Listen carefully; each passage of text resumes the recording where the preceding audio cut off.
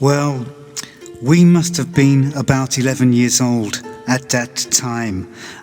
Me and my mate Dave from school would go over Tottenham every 2 weeks for their home games, and we became big Spurs fans.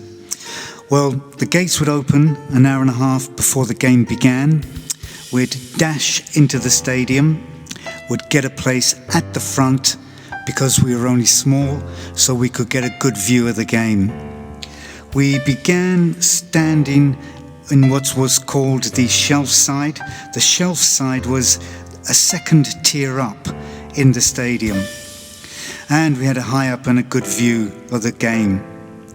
Well, one week we arrived early as usual. We got our spot, and maybe 45 minutes before kick-off, suddenly there was a roar behind us of Forest. It was the travelling Nottingham Forest fans. We looked behind us.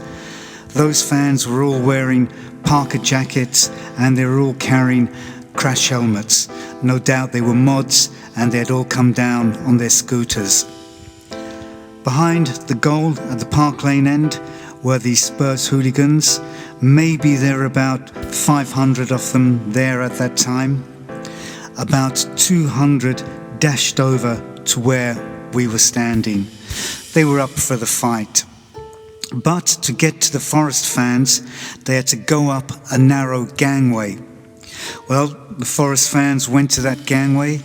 As the Spurs fans were coming up, the Forest fans battered them on their heads with their crash helmets. Of course, the Spurs fans went back down. The police moved in. There was a barrier, and the Spurs fans stood back, looking up, quite stunned.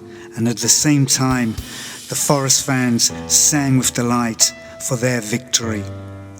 Well, that was our first close-up experience of football hooliganism.